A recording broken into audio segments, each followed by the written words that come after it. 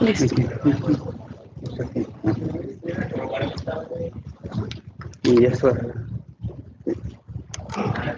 Buenos días, vamos a empezar y a tratar de abarcar. El día de hoy nos tocan dos temas que normalmente deberíamos de ver en dos clases, incluso arritmias deberíamos de verla de preferencia también en dos, pero bueno, así está hecho el programa y vamos a tratar de avanzar y ver los dos temas, aunque sea en una hora. Y sobre todo arritmias, que es la parte más importante, creo que es más esencial para, sobre todo en el manejo de los pacientes en servicio de urgencias. Hablando de insuficiencia cardíaca, bueno, vamos a hablar un poquito de la definición, epidemiología, etiología del cuadro clínico, diagnóstico, tratamiento y sobre todo las complicaciones, que es lo que en general más frecuente o que es más importante saber manejar a los pacientes en servicio de urgencias, que es el edema agudo de pulmón, que es una complicación de la insuficiencia cardíaca. En cuanto a la definición, bueno, pues se habla que es una alteración a nivel estructural, o puede ser estructural pero funcional, que a final de cuentas lo que va a provocar es que el suministro de oxígeno, que es a final de cuentas lo que se encarga el corazón, enviar la suficiente sangre a todos los cuerpos para tener suficiente cantidad de oxígeno, de acuerdo a las necesidades de los tejidos. Entonces, cuando esta bomba falla, pues hay una insuficiencia de oxigenación a nivel de los tejidos. Y entonces el paciente lo siente como que la sensación de falta de aire, requiere más, respirar más para tratar de compensar ese déficit de oxígeno, ¿verdad? Entonces, aproximadamente se habla que entre 1 y 2% de la población adulta a nivel mundial tiene insuficiencia cardíaca. Hay lugares donde es más o menos esta cantidad, pero aproximadamente eso es. Pero ya mayores de 70, ya más del 10% es la cantidad que va a tener insuficiencia cardíaca, y cada vez esto se va aumentando, ¿verdad? Porque anteriormente no llegaban a esa edad los pacientes, pero aunque tengan hipertensión, diabetes, nefropatía, llegan hasta los 70, entonces cada vez es mayor esta cantidad de personas que tienen insuficiencia cardíaca ya a la edad de mayores de 70. En teoría es un poco más frecuente en mujeres, pero pues claro que siempre a esa edad viven más mujeres que hombres, ya los hombres se mueren primero que las mujeres. Pero lo importante es la mortalidad de 5 años. Cuando se diagnostica y no se maneja, la mortalidad casi es del 70%, o sea, casi 2/3 de los pacientes que se les diagnostica insuficiencia cardíaca, si no se manejan adecuadamente, a 5 años fallecen.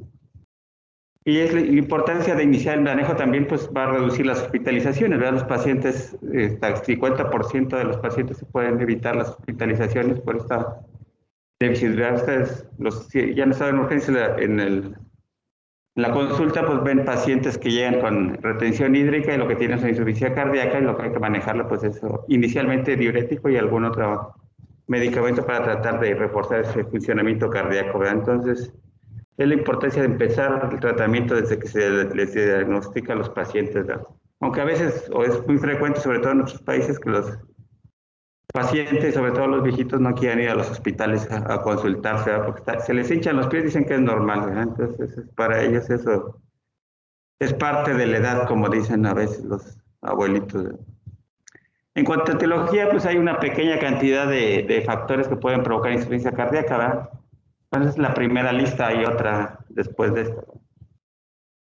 Pero quizá los más importantes están en la 1 y 2, que es la enfermedad arterial coronaria, o sea, pacientes con cardiopatía isquémica, que por el daño que se produce en el músculo, pues finalmente como consecuencia, pues producen una insuficiencia cardíaca, ¿verdad? Entonces, pacientes que se infartan llegan a hacer insuficiencia cardíaca, igual que la hipertensión, ¿verdad? Son de las dos principales patologías que nos van a llevar a la insuficiencia cardíaca. Claro que hay muchas más, ¿verdad? Las miocardiopatías de todo tipo, de endocrinos, el embarazo, ¿sí?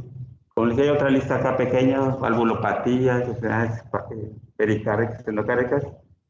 Pero sí, la última quizás es otra de las más frecuentes, ¿verdad? Cada vez vemos más nefrópatas en nuestro país, secundario al mal manejo de la diabetes mellitus, que cada vez también es más frecuente. Y los pacientes hacen pues falla renal, ¿verdad? Y esa falla renal, la sobrecarga de líquidos, a final de cuentas, pues también los lleva a la insuficiencia cardíaca, ¿verdad? Entonces, quizá esas tres sean las principales causas de una insuficiencia cardíaca si consideramos en nuestra población. Aunque como vimos hay bastantes otras patologías que pueden producir insuficiencia cardíaca, ¿verdad? Eso va a depender de los pacientes, pero bueno, en esas tres podemos englobar a las más frecuentes productoras de esta enfermedad, ¿verdad? Y el cuadro clínico pues va a depender de qué lado del corazón esté más afectado, ¿verdad? A veces puede ser global. Pero bueno, pues se habla que los pacientes si tienen más déficit del lado izquierdo, pues van a tener más baja tolerancia al ejercicio, fatiga, cansancio, pues sobre todo por el síntoma más importante con el que llegan es la disnea, ¿verdad? Y esa disnea va siendo evolutiva hasta llegar a la ortornea o una disnea paroxística nocturna. Es un paciente que en corto tiempo va a llegar con un edema agudo de pulmón, ¿verdad? Por una falla cardíaca importante. Mientras que cuando es del lado derecho, bueno, es más los datos que nos dan de retención de líquidos, ¿verdad? Empieza con como le decíamos, edema en miembros inferiores, generalmente que se va incrementando paulatinamente y puede llegar hasta la nasarca. Puede producir incluso por congestión, puede producir una lesión hepática. Y ya cuando es más avanzada, pues podemos incluso encontrar ingurgitación yugular, ¿verdad? Y puede producir derrame pleural o ascitis, dependiendo si ya se lesionó el hígado, ¿verdad? Cuando ya aumenta la presión porta, entonces se produce ascitis. Y esto ya es secundario a una lesión hepática, ¿verdad? Entonces, pero habrá pacientes que tengan de las dos, ¿verdad? Combinadas, puede tener retención hídrica y también disnea, entonces eso ya es cuando un paciente ya tiene pues lesión de los dos lados, ¿verdad? Entonces va a depender, como les decía, de qué lado esté más afectado, donde más síntomas va a presentar a los pacientes, ¿verdad? Pero puede estar combinado, porque a veces, dependiendo de la lesión, dónde está la lesión, sobre todo pacientes con cardiopatía isquémica, pueden presentar incluso las dos sintomatologías, ¿verdad? Y una clasificación importante que tenemos es la del New York Heart Association, que nos habla de la clase funcional que tiene el paciente, ¿verdad? Que eso es a fin de cuentas más importante. ¿Qué tanto déficit o qué tanto problema tiene el paciente para continuar haciendo sus actividades normales, ¿verdad? Entonces, generalmente la clase 1 es una paciente que pues casi puede hacer su vida normal. Y cuando hace algo muy excesivo, pues entonces ya puede presentar algo de disnea, fatiga, etcétera, ¿verdad? Pero en realidad su actividad física no se limita, ¿verdad? Su actividad física normal de la que él hace actual, pero ya cuando hace algo más extra de lo que él está acostumbrado. ¿Sí?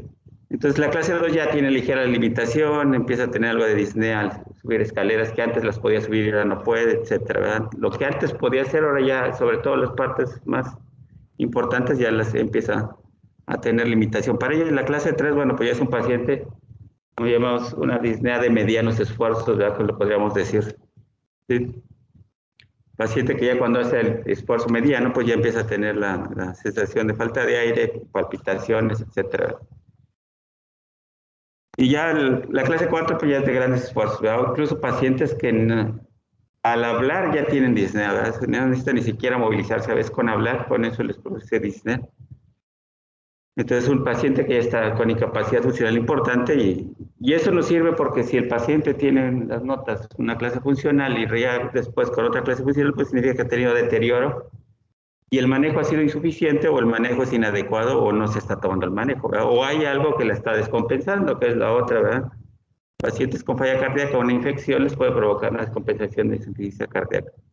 Si un paciente sufre un deterioro de su clase funcional, entonces tenemos que buscar la causa, o no está tomando el medicamento, o está siendo insuficiente, o hay algo que está descompensando a más falla cardíaca. Recuerda que es de acuerdo a la necesidad. Si un paciente que está infectado tiene una necesidad mayor, pues va a necesitar incrementar o mejorar ese tratamiento, ¿verdad? Y el diagnóstico, bueno, pues se hace como primero en cuadro clínico, ¿verdad? Normalmente el cuadro clínico nos da muchos datos. La radiografía de tórax, generalmente cuando vemos alteraciones ya en el miocardio, cuando hay crecimiento. ¿Sí? Entonces, cuando hay crecimiento, pues eso fácilmente lo identificamos en la radiografía de tórax o la presencia, si hay crecimiento con derrame, pues eso nos habla más de una insuficiencia cardíaca, ¿verdad? Normalmente los derrames cardíacos, no todos, ¿verdad? Pero bueno, un paciente con derrame el tórax generalmente está asociado más a insuficiencia cardíaca, aunque puede ser también lesión pulmonar, ¿verdad? El electrocardiograma nos va a dar datos sobre todo de crecimiento de las cavidades. Y la parte más importante es el ecocardiograma, ¿verdad? Una fracción de eyección de ventrículo izquierdo menos del 35%, pues ya es un paciente que una insuficiencia cardíaca ya importante y que requiere manejo, ¿verdad? Y si quisiéramos por laboratorio, pues los péptidos natriuréticos nos van a dar esta parte, ¿verdad? Cuando tenemos duda, el BNP mayor de 100 picogramos ya nos está diciendo que ese paciente tiene una falla cardíaca, ¿verdad? Porque a veces tenemos dudas si lo que tiene el paciente es por falla cardíaca o por lesión del pulmón, etcétera. Y a veces generalmente ya vienen combinadas.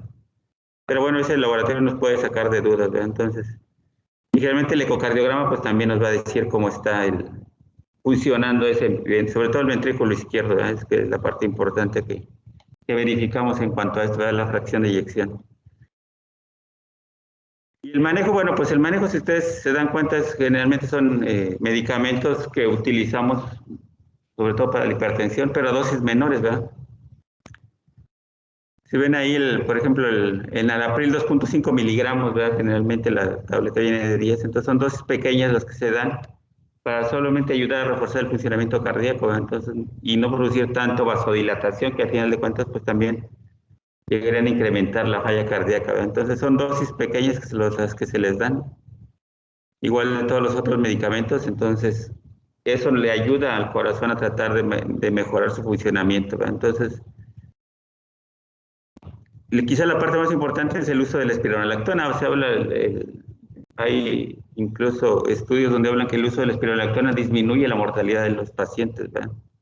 Eliminar líquidos sin eliminar potasio es parte importante, ¿verdad? Entonces la espironolactona es uno de los medicamentos esenciales en el manejo ambulatorio de los pacientes, ¿verdad? Entonces es algo que necesitamos darle a los pacientes, ¿verdad? Entonces, y normalmente el paciente está hecho para darle un diurético, normalmente el paciente depende de cómo llegue, si tiene congestión.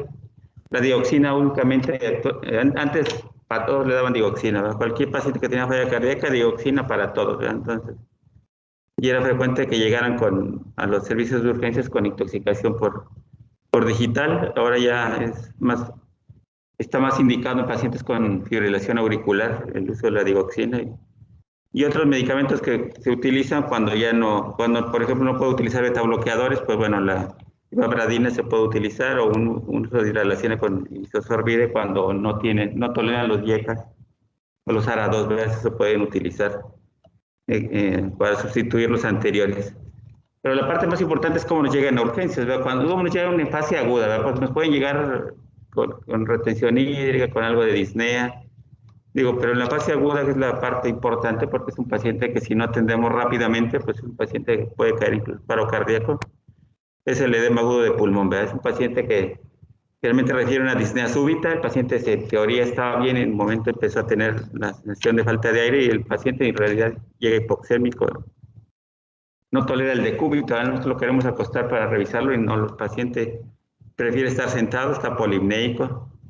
Pues con datos de insuficiencia respiratoria, usa los músculos accesorios, el paciente puede estar diaforético, va a estar taquicárdico. Y como le decíamos, el paciente pues va a tener una saturación baja, puede estar acidótico o alcalítico dependiendo de cómo esté su daño pulmonar previo. Y el paciente puede estar, generalmente están hipertensos, ¿verdad? Generalmente están más asociados con una hipertensión, datos de hipertensión. El problema es cuando ya está hipotenso el paciente. Un paciente hipotenso ya no está hablando de una falla cardíaca severa, un choque cardiogénico que en realidad son los más difíciles de manejar, ¿verdad? Cuando el paciente está hipertenso, pues a veces es más, digamos, más fácil, si lo podemos decir de esa manera, manejarlos que cuando el paciente ya está hipotenso, ¿verdad? Porque el paciente hipotenso pues requiere un vasoconstrictor, aparte de algo que mejore el funcionamiento cardíaco, ¿verdad? Si lo revisamos, el paciente va a tener estertores bilaterales, ¿sí? Lo que llamamos estertores en mareas ascendentes. Y si le damos una placa de Torres, va a ser las que llamamos las imágenes, no las de mariposa, ¿verdad? Una imagen bilateral de congestión, como lo podemos identificar, ¿verdad? Entonces, son pacientes que llegan requiriendo oxígeno de manera importante, y eso es lo primero que tenemos que hacer, ¿verdad? Aplicar oxígeno a los pacientes, ¿sí? Valorar el manejo de la vía aérea, si el paciente va a requerir o no manejo de la vía aérea. Y dependiendo de su saturación, bueno, pues veremos si con puros puntos de oxígeno realmente requiere una mascarilla con reservorio. Y si aún así es insuficiente para mantener la saturación, bueno, pues lo ideal sería una ventilación mecánica no invasiva, ¿verdad? IPAP, dependiendo de con lo que contamos, eso va a ser ideal, ¿verdad? Nos ahorramos la ventilación del paciente. Aunque no todos lo toleran, ¿verdad? El tener la mascarilla a presión sobre la cara, hay gente que no lo tolera, entonces a ellos pues tendríamos que cambiarlos a una ventilación mecánica asistida, ¿verdad? Entonces va a depender del paciente. Lo ideal es, si con la pura mascarilla reservorio no mantiene la oxigenación, pues entonces utilizar una ventilación no invasiva, ¿verdad? Porque eso les ahorra todas las complicaciones y las probables infecciones que pueden tener. Finalmente, con unas horas de ventilación mecánica, en lo que ayudamos a eliminar los líquidos, a mejorar su presión arterial, el paciente mejora, ¿verdad? Entonces, en realidad la intubación a veces no es tanto el tiempo que se requiere, ¿verdad? Pero cuando los pacientes no lo toleran o no tenemos el equipo, porque a veces puede ser que no tengamos el equipo para una ventilación no invasiva, las mascarillas, pues entonces tendremos que utilizar la ventilación mecánica, ¿verdad? Entonces va a depender, así que dependiendo de la oxigenación del paciente, va a ser qué tipo de suplemento utilizamos para la administración de oxígeno en estos pacientes, ¿verdad? Y como decía, la mayor parte de los pacientes llegan hipertensos y el uso de los vasodilatadores es importante, ¿verdad? Entonces, cualquiera de estos se podemos utilizar, el Isosorbide IV, ¿verdad? Obviamente es el que vamos a utilizar, pero idealmente como el Isosorbide es más vasodilatador venoso, pues es mejor utilizar eritrocruciato o la nitroglicerina, ¿verdad? En esos pacientes es más útil utilizar la nitroglicerina, si no tenemos podemos usar nitrocruciato y si no, pues aunque sea el Isosorbide, ¿verdad? Entonces, lo importante es que sea intravenosa, ¿verdad? Porque si lo damos en pastillas, bueno, pues no, en realidad no podemos controlar qué tanto se maneja cuánto baja la presión, ni qué tan rápido lo podemos bajar, entonces el medicamento es intravenoso, ¿verdad? Entonces, el que tengamos a la mano, si no tenemos más que Isosorbide, pues utilizar el Isosorbide, que es un poco menos eficaz, pero bueno, a veces nos ayuda con la vasodilatación venosa a bajar la presión arterial, ¿verdad? Pero idealmente sería utilizar la nitroglicerina, lo podemos titular y hacer que baje más rápido la presión. En general nosotros aquí en el hospital es lo que usamos, aunque en otros hospitales no cuentan con ella, entonces hay que utilizar pues lo que se tenga, ¿verdad? Entonces, lo que sí es los calcetonistas están contraindicados para este tipo de pacientes para manejar la presión, ¿verdad? Y los diuréticos, pues normalmente lo que más hay que no están, o sea, tenemos ahí una lista de varios que podemos utilizar, bueno, pues el furosemide, ¿verdad? Normalmente eso es lo que tenemos incluso. Podemos utilizar bolo de 100 miligramos, ¿verdad? Entonces a veces los bolos son importantes dependiendo de qué tanta retención de líquidos tenga o qué tan buena o mala función renal tenga, ¿verdad? Entonces, lo importante es que el paciente empiece a orinar y a eliminar líquidos, ¿verdad? Entonces, incluso vemos que cuando el paciente empieza a orinar y empieza a eliminar líquidos, el paciente empieza a mejorar. Entonces, por eso la importancia de utilizar diuréticos, ¿verdad? Si no tenemos furosemide, bueno, pues tenemos ahí una lista de algunos otros, ¿verdad? Aunque normalmente el furosemide está en el Metropolitano, y así que imagínense, en cualquier lugar, hasta en el Seguro Social, que dicen que no hay medicamentos, también tienen furosemide. Entonces, el problema es cuando el paciente ya tiene falla renal. Cuando el paciente tiene una falla renal que ya no orina nada, entonces ahí sí el paciente va a requerir en lo más rápido posible hacer una diálisis, ¿verdad? Entonces, si tenemos la posibilidad de poder de un catéter para pasarlo sobre todo hemodiálisis, que es lo mejor para esos pacientes, hacerlo una hemodiálisis más, sería lo ideal hacer hemodiálisis que una diálisis peritoneal.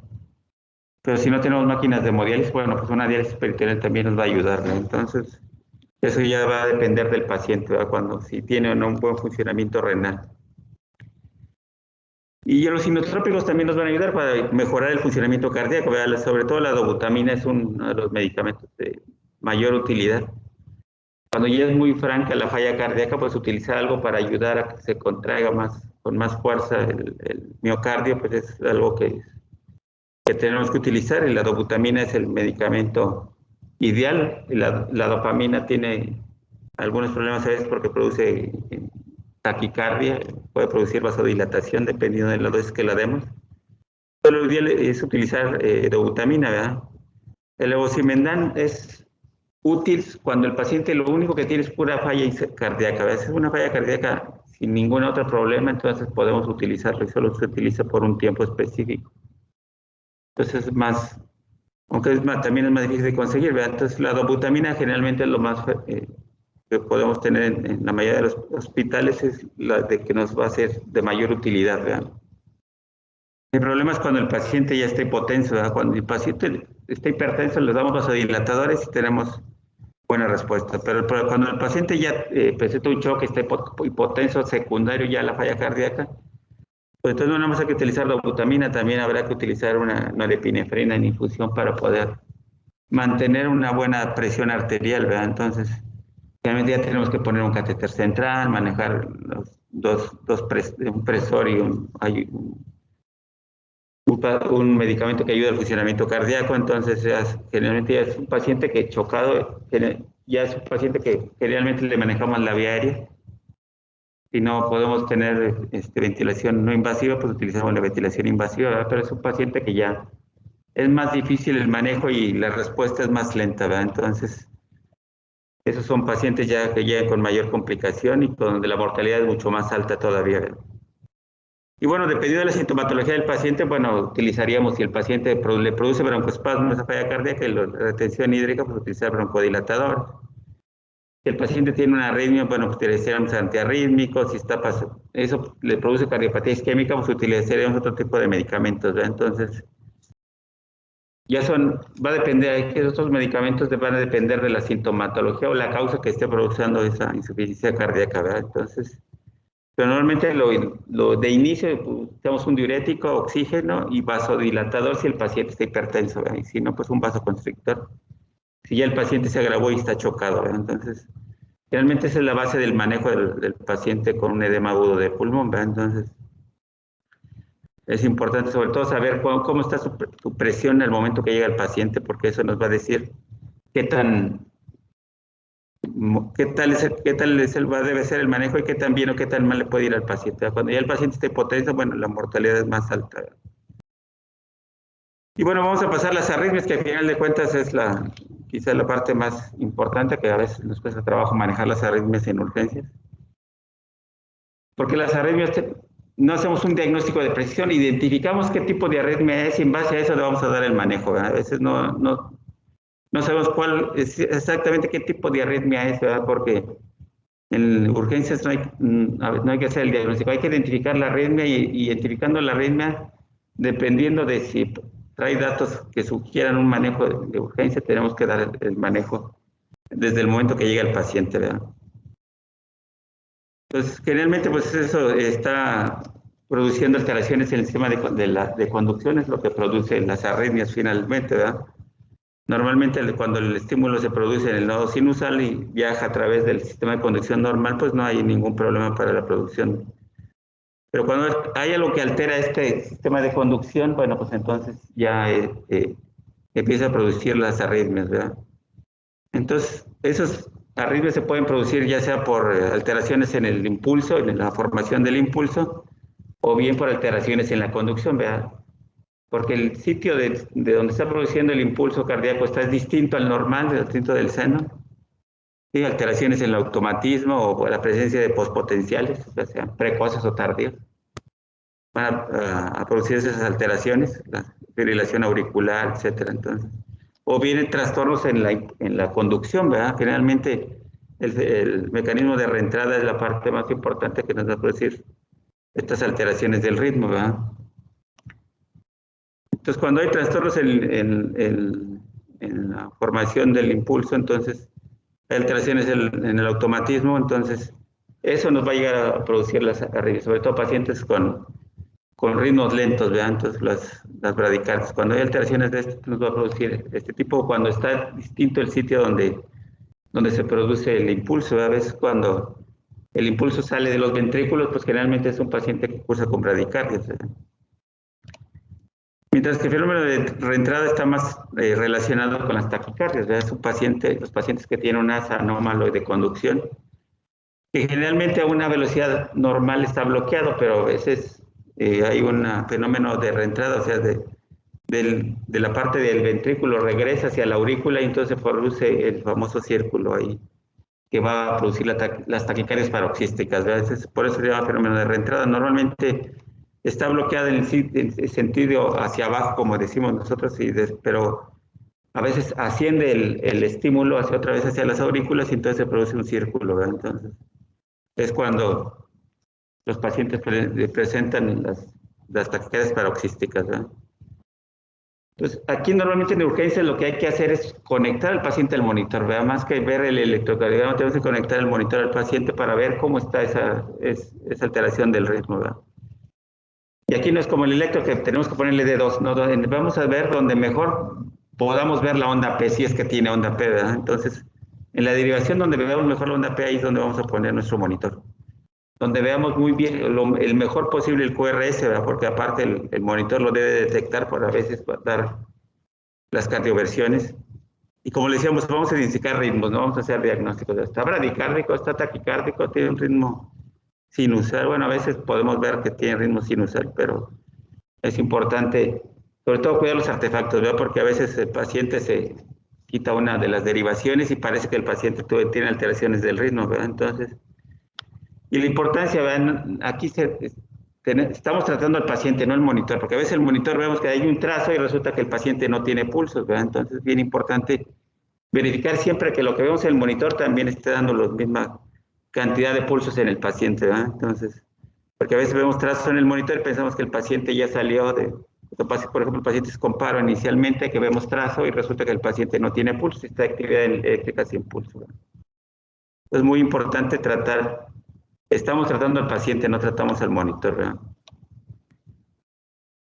Y bueno, ¿cómo podríamos clasificar las arritmias? Bueno, podemos clasificarlas de acuerdo a la frecuencia que tienen, ¿verdad? Los de pulso lento, pues son bradicardias o bradiarritmias, las de pulso rápido, las taquiarritmias. Y pacientes que no tienen pulso, bueno, pues están en ritmo de paro, ¿verdad? Pueden ser varios los que pueden producir esta ausencia de pulso, ¿verdad? Entonces, dependiendo del tipo con la frecuencia vamos a decidir si el paciente requiere terapia o no requiere terapia eléctrica, ¿verdad? Entonces, las bradiarritmias, bueno, trae síntomas, entonces requiere terapia eléctrica que sería más capaz. Pulso rápido, la taquicardia está inestable, requeriría tratamiento eléctrico que sea la cardioversión. Si está ausente el pulso, está en paro, bueno, pues veríamos si el paciente está fibrilando o en taquicardia ventricular sin pulso, pues entonces requiere terapia eléctrica, ¿verdad? Requiere una desfibrilación. Entonces, dependiendo del tipo de ritmo que traigo, de frecuencia, podemos decidir si el paciente requiere o no terapia eléctrica, ¿verdad? Por eso es la importancia de tener un monitor desfibrilador lo más cerca posible del paciente para poder manejarlo, ¿verdad? El paciente lo podemos también decir que si está estable o inestable, ¿verdad? Los ritmos de paro obviamente que están inestables. Es un paciente que está en paro, como ya habíamos visto cuando vimos la reanimación. Es un paciente que técnicamente está muerto, no está latiendo el corazón, entonces es un paciente que está en paro. Y si no actuamos rápidamente, pues es un paciente que efectivamente va a fallecer, ¿verdad? Entonces, los ritmos que causan inestabilidad circulatoria, ¿verdad? Tanto la taquicardia como la bradicardia, bueno, pues van a dar datos de inestabilidad y tenemos que saber identificarlas, ¿verdad? Entonces, o bien verificar si ese paciente es potencialmente inestable, ¿verdad? Entonces, siempre va a ser importante tenerlo monitorizado para poder actuar si el paciente presenta sintomatología, ¿verdad? Entonces, aquí lo importante es, desde que llega el paciente, sentir el pulso. ¿Está lento? ¿Está rápido? ¿O no hay pulsos? ¿Sí? Para poder actuar, ¿verdad? Recuerden, si el paciente no tiene pulsos, tenemos que empezar la reanimación, ¿verdad? Y quien detecta que el paciente no tiene pulsos, inicia la reanimación. Ver si el trazo es regular o irregular, ¿verdad? Porque eso también nos va a decidir cuál tipo, si no requiere terapia eléctrica, cuál tipo de medicamento podríamos utilizar, ¿verdad? La importancia es saber si los QR son anchos o angostos, ¿verdad? Porque eso nos dice dónde está formando el impulso, ¿verdad?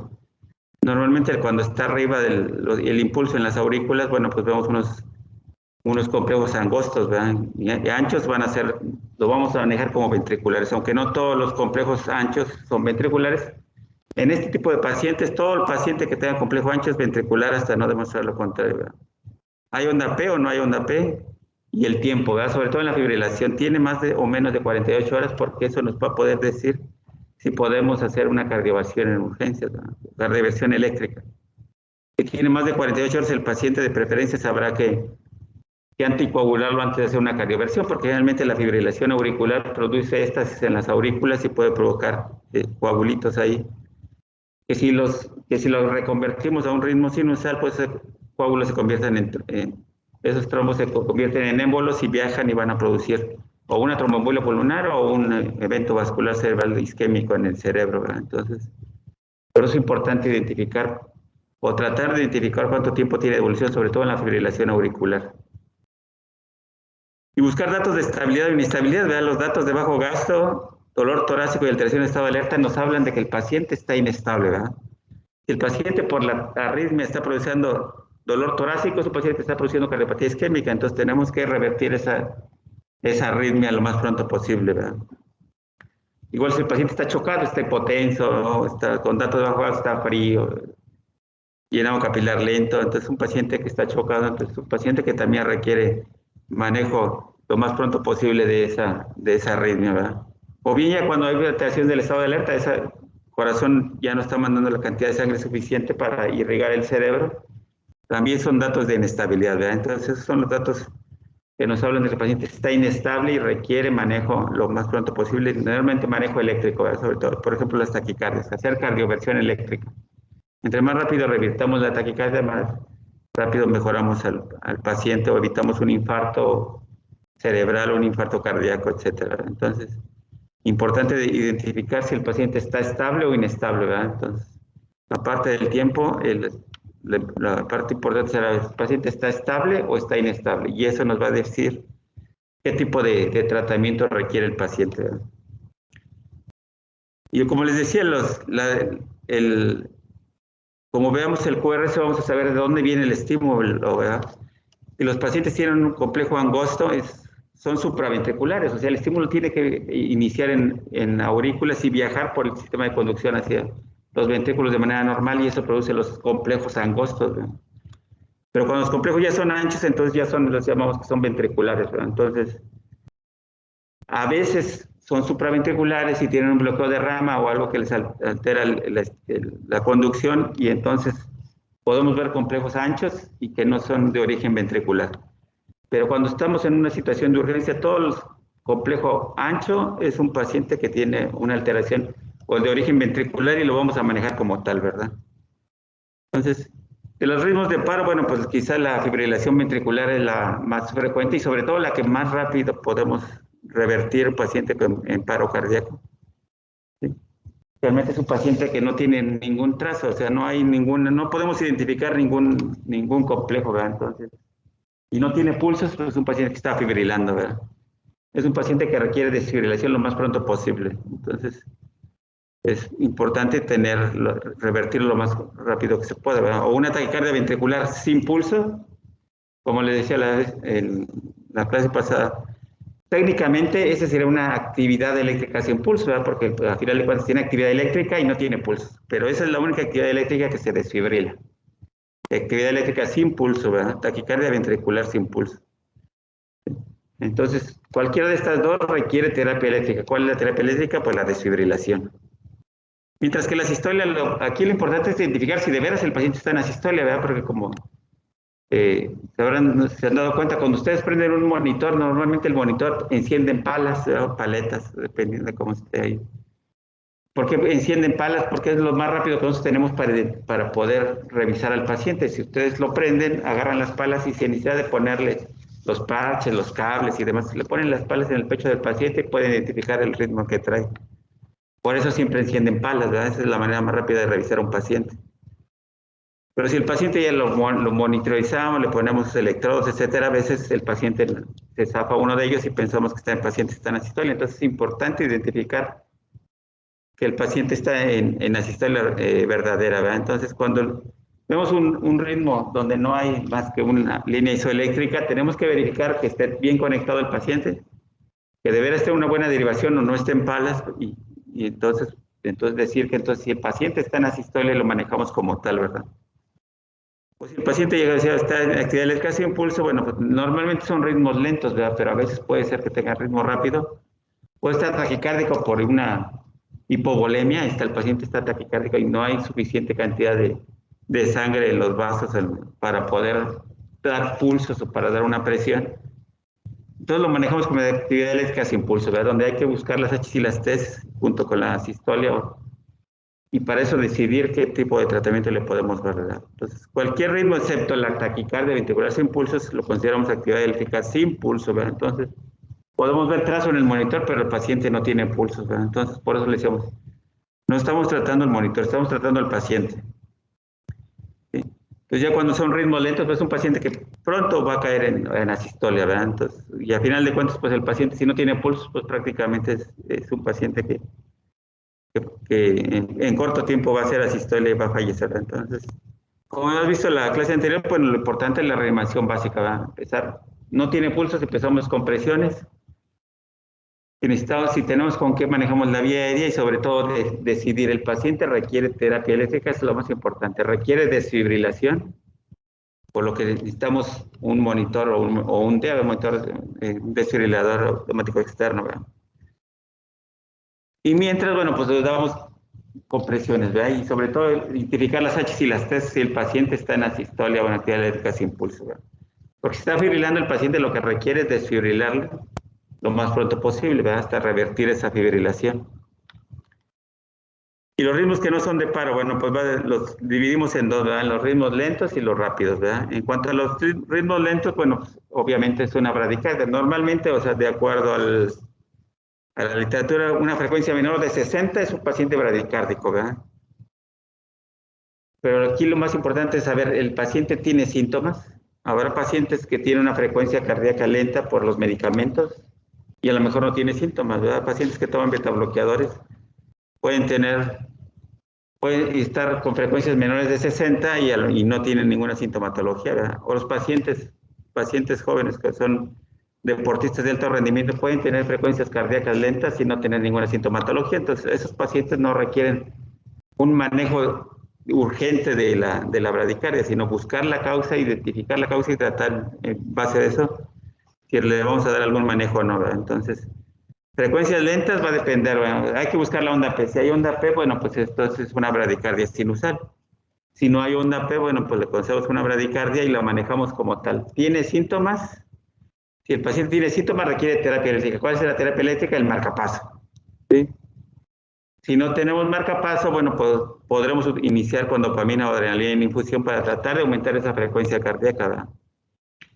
Pero si tenemos marcapaso en urgencia, sobre todo el percutáneo, pues es ideal para manejar la urgencia y después ponerle un marcapaso endovenoso, ¿verdad? Entonces, cuando el paciente tenemos el marcapaso, tenemos que acomodar el monitor y cuando vemos un trazo donde ya hay espiga del marcapaso y después el complejo, entonces sabemos que ese marcapaso está capturando el 100%, ¿verdad? Después de cada espiga vemos un trazo de QRS, ¿verdad? Que generalmente son anchos por el sitio donde está colocado el marcapaso, ¿verdad? Entonces, realmente espiga y trazo, entonces ya decimos que ese marcapaso está capturando el 100%, porque habrá veces que vemos espigas y no vemos complejos, entonces significa que ese marcapaso no está capturando adecuadamente y tenemos que o aumentarle el voltaje, dependiendo, o aumentarle, o movilizarlo si el paciente es un endovenoso, ¿verdad? Tenemos un marcapaso endovenoso. Entonces, cuanto a los ritmos rápidos, bueno, pues va a depender, vamos a tener varios, ¿verdad? Los complejos ventriculares prematuros o las extrasístoles, como les llamamos normalmente, pues son importantes, ¿por qué? Porque generalmente las extrasístoles, lo primero que tenemos que descartar es que no tenga un paciente un problema isquémico, ¿verdad? Pero cuando el paciente ya tiene más de 3 extrasístoles o complejos ventriculares prematuros consecutivos, lo tenemos que manejar como una taquicardia ventricular, ¿verdad? Entonces, cuando ya tiene varios consecutivos de complejos, aunque regrese otra vez al ritmo sinusal, pero eso se repite, entonces lo vamos a manejar como una taquicardia ventricular, ¿verdad? Y la fibrilación auricular, bueno, eso es digamos que es la más difícil de manejar en los servicios de urgencias, ¿verdad? Porque la fibrilación auricular, si no sabemos el tiempo de evolución, no la vamos a poder revertir. Incluso aunque le demos cardioversión, a veces no se revierten, dependiendo si su corazón ya está muy alterado anatómicamente, aún con la cardioversión no vamos a revertir esa fibrilación auricular, entonces generalmente utilizamos medicamentos, ¿verdad? Entonces eso es quizá la arritmia más complicada de manejo, incluso el manejo ambulatorio, a veces decidir cómo lo vamos a manejar, con qué medicamento y si lo vamos a anticoagular. ¿Sí? A veces la fibrilación auricular llega lenta y a veces rápida. Cuando llega lenta, bueno, a veces está más relacionada con el uso de medicamentos. Y cuando llega rápida, bueno, pues ya va a depender. Si el paciente está inestable, decidirlo. Podemos cardiovertir. ¿Cuánto tiempo tiene de evolución? Porque si no, tendremos que primero anticoagular antes de hacer una cardioversión. Entonces, como les decía, la más complicada del manejo, el paciente con fibrilación auricular, y generalmente lo que hacemos es manejarlo con medicamentos, ¿verdad? Entonces, poner un medicamento que baje la frecuencia cardíaca y eso mejora, ¿verdad?, la sintomatología del paciente. Pues ahí controlamos la arritmia y no la revertimos, ¿verdad?, de inicio, ¿verdad? El flúter, a veces cuesta trabajo identificarlo, pero esos espigas que se ven entre los complejos, eso nos está hablando de un flúter, ¿verdad? Normalmente la fibrilación auricular es un trazo arrítmico o irregular, mientras que el flúter generalmente es un trazo regular, ¿verdad? Como que hay un cierto bloqueo, no todos los complejos auriculares pasan, y generalmente el bloqueo es 2-1, 3-1, entonces, y generalmente produce un trazo regular, ¿verdad? Entonces, aunque hay pacientes que pueden estar cambiando y tener un flúter y cambiar a veces a fibrilación auricular. Y la taquicardia ventricular supraventricular paroxística, bueno, son complejos angostos, ¿verdad? Las frecuencias son rápidas. Las taquicardias, como tienen que tener una frecuencia, cuando tiene una frecuencia arriba de 150, entonces pensar que la sintomatología está producida por la arritmia. Pero si esa frecuencia es menor de 150, entonces generalmente hay que buscar la causa de esa taquicardia, ¿verdad? Entonces, generalmente habrá cosas que está produciendo la taquicardia, como puede ser la sepsis o la fiebre, etcétera, ¿verdad? Entonces, ¿qué cosa te está produciendo la taquicardia? Y tratar la causa, ¿verdad? Entonces,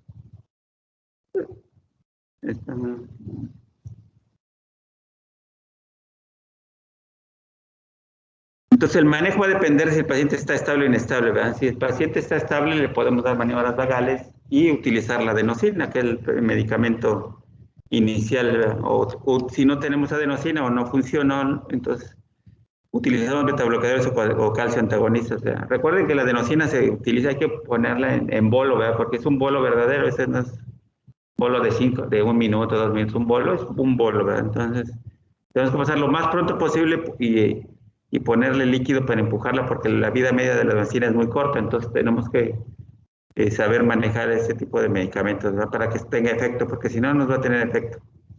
Pero si el paciente está inestable, entonces el tratamiento es la cardioversión, ¿verdad? Entonces, paciente que tenga alteraciones del estado de alerta o datos de cardiopatía isquémica o datos de choque, el paciente tenemos que hacerle cardioversión.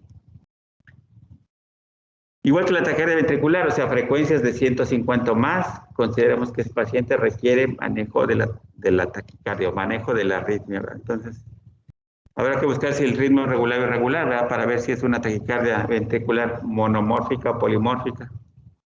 Los complejos anchos son complejos ventriculares, ¿verdad?, como ya hemos visto, ¿verdad?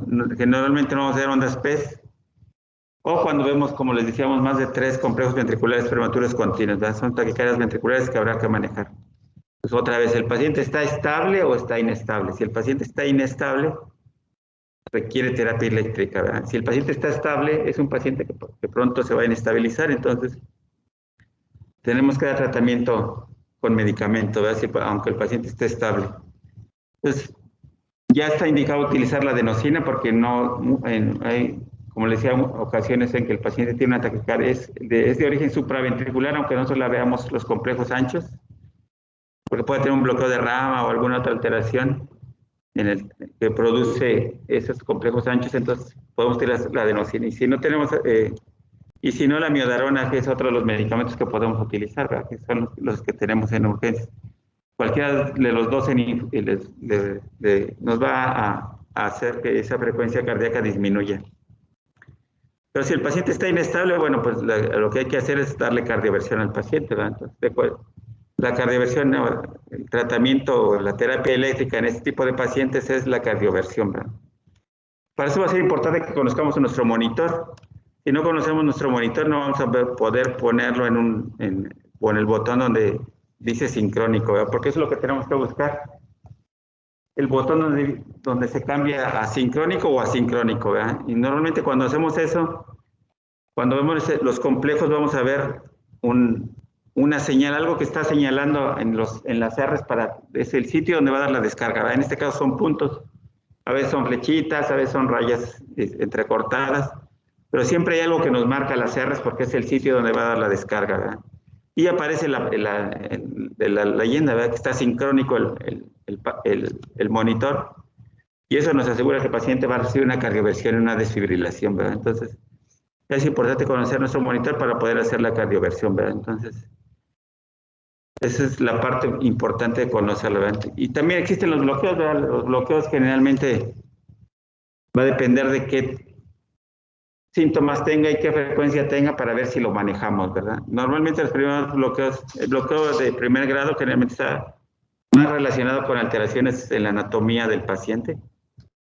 Generalmente cursan asintomáticos, ¿verdad? Pero son pacientes que en corto tiempo van a producir algún otro tipo de arritmias. Mientras que el bloqueo de segundo grado, bueno, pues va a depender de cuál. Sí, tenemos dos, el MOVIX 1, el MOVIX 2, ¿verdad? Entonces, el MOVIX 1 llamamos fenómeno de Weikenbach, es un alteración del ritmo donde los P's o el PR se va alargando hasta que no conduce. Vemos un PR normal que se alarga y luego hay una P que no conduce y vuelve a iniciar, ¿verdad? Entonces el fenómeno de Weikenbach, ¿verdad? Entonces, PR normal es que se va alargando, el PR se va alargando hasta que llega un momento en que la P no conduce, ¿verdad? Ese es el MOVIX 1, ¿verdad? Mientras que el MOVIX 2, bueno, pues ya es un bloqueo donde a veces las P's conducen, a veces no, pero no llevan el mismo trazo que el anterior, ¿verdad? Digamos, llega paulatino, ¿verdad? A veces en el MOVIX 2 hay bloqueos, hay PR normal y hay P's que no conducen, o 2 o 3 P's que no conducen, etcétera. Entonces ya consideramos que es un MOVIX 2, ¿verdad? Entonces va a depender de la sintomatología. Muchos de estos están relacionados con cardiopatía isquémica, entonces tendríamos que buscar la causa de este tipo de bloqueos. Y si el paciente da bradicardias, pues manejar la bradicardia de acuerdo si el paciente tiene o no síntomas, ¿verdad? Igual que el bloqueo de tercer grado, ¿verdad? Es un paciente que tiene PES ahí alteradas, en todo el trazo vemos PES ahí. Si las medimos, vamos a ver que llevan su ritmo, ¿verdad? Las PES llevan sus frecuencias a veces 80 o más, ¿verdad? Mientras que los QRS llevan su ritmo, pero el trazo es regular, ¿verdad? Son complejos anchos, el trazo es regular, no es irregular, no está arrítmico, como le podemos decir. Y eso nos habla del paciente que tiene un bloqueo de tercer grado y dependiendo de si el paciente tiene síntomas o no, pues le vamos a dar tratamiento, ¿verdad? Si el paciente tiene síntomas, que generalmente son datos igual, está inestable, el paciente tiene datos de bajo gasto, está produciendo dolor torácico, alteraciones del estado de alerta, el paciente tuvo síncope o tiene síncope al momento que se levanta, es un paciente que requiere marcapaso, ¿verdad? Entonces, si tenemos el marcapaso percutáneo, ponérselo percutáneo, y si no, pues ponerle un marcapaso endovenoso, ¿verdad? Entonces, como les decía, es poco tiempo para ver estos temas tan importantes. Para mí son importantes porque son muy frecuentes las arritmias en los servicios de urgencias, pero espero que les haya quedado más o menos claro, y si no, bueno, pues cuando roten por urgencias, aunque no estén rotando por urgencias y van a urgencias en las tardes, yo estoy ahí, podemos ver trazos de arritmias y poder contestar sus preguntas, ¿verdad? Porque generalmente cada vez quedan muchas preguntas y dudas. Si tienen dudas, preguntas, pues los espero en el servicio de urgencias en las tardes. Ahí tendremos tiempo de resolver esas preguntas, ¿verdad? Que tengan buen día, jóvenes. Hasta luego.